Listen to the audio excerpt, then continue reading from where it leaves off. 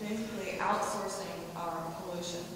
It would allow certain areas to be very polluted and endangering the well-being of people who live in that area.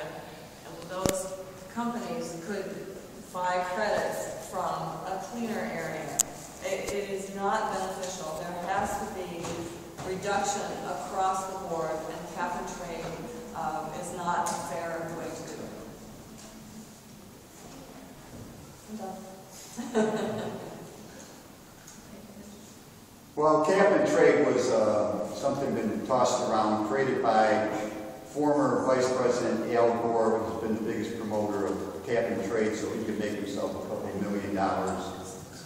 When Al Gore failed to steal the election, failed to steal the vote in Florida, I think he went back and said, how can I punish the middle class? Cap and trade would be a huge tax on the middle class. We do have one of the cleanest countries in the world right now. Now, the EPA has gone a little bit too far, but even before the Obama EPA, we have been cleaning up our society quite a bit. I don't believe in open pollution, but there's no reason, like I said, that we cannot develop clean-burning coal. And with clean-burning coal, we'd be able to generate all the electricity we need just from coal alone, let alone nuclear, which is a clean source of energy that these guys have been fighting against for the last 30 years.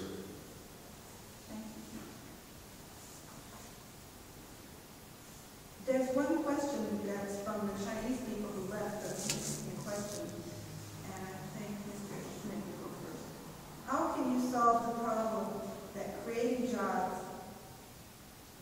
if you create jobs, but must you limit traditional industries which contaminate the environment?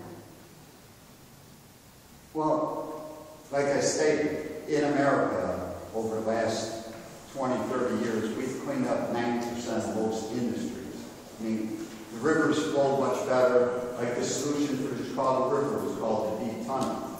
It took spending $1 billion to do it, but it was well worth it because it did clean up the Chicago River. Wealthy countries can clean up the environment without hurting employment.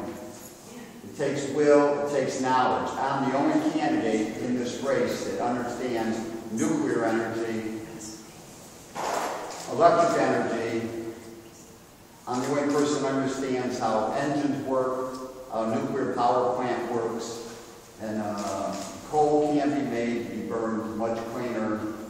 But I still believe if we're going to have windmills, let's have windmills that every house can have. Let's have the $500 windmill that will generate $1 worth of electricity per day. And that's capable to be done for around $500 per unit.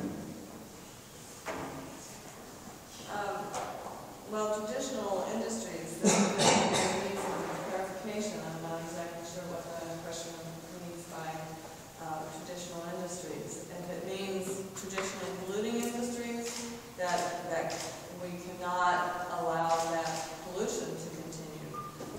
There is no such thing as clean coal. It produces methane. Methane is an even worse greenhouse gas than CO2 is. The fracking that is going on, we really must stop that production of natural gas through fracking because it's a far more dangerous process than the energy that it would produce would benefit us. There's other ways to go. There's other ways to go. Nuclear is definitely not one of them. Nuclear is extremely dangerous and it generates waste material that lasts for millions of years. So that is not the right direction here. Ms. Wade, I think you go first with the next question. Should we end the war in Afghanistan sooner than 2014? We should end the war in Afghanistan.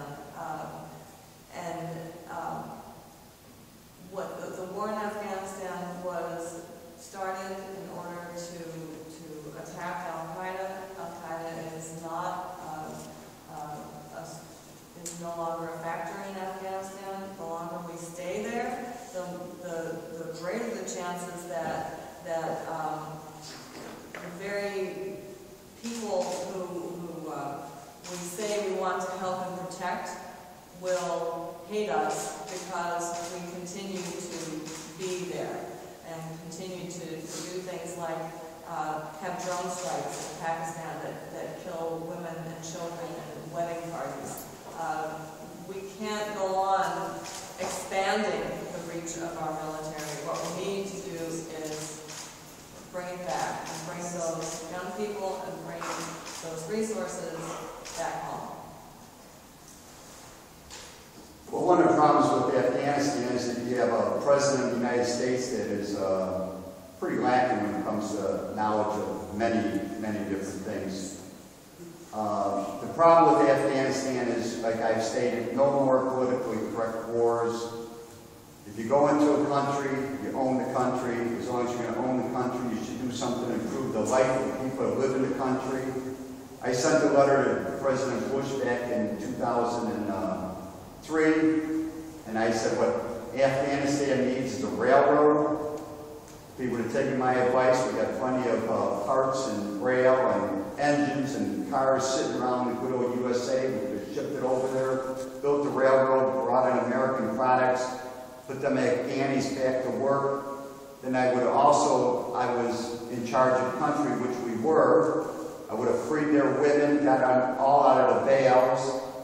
And one thing I made remarks, after we send the Marines in, and after we send the Army in, we should probably send the Jesuits, and maybe the Dominicans and the Franciscans, and start converting these people and inviting them to bring them to the 21st century.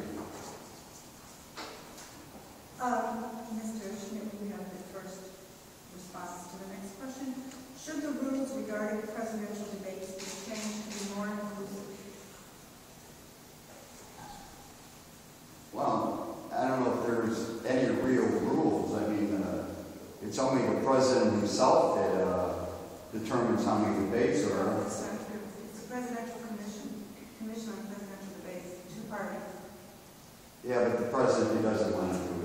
He's not required by law to do it. So. But I'm just saying that But the more rules should... inclusive.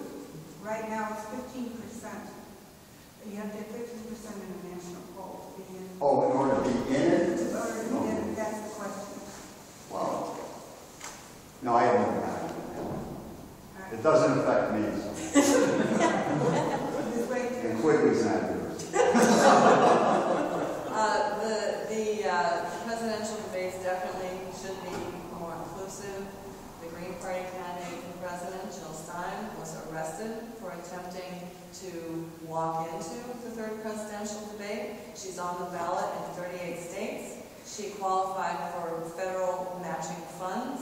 This makes her a qualified presidential candidate, and merely for attempting to participate peacefully in the third presidential debate, she and her running partner, Sherry Hunkala, were arrested and were handcuffed to chairs for 8 hours in a so-called dark site.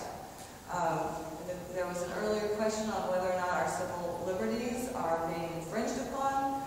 We are moving toward a police state, and unfortunately, many of us don't even know that is happening.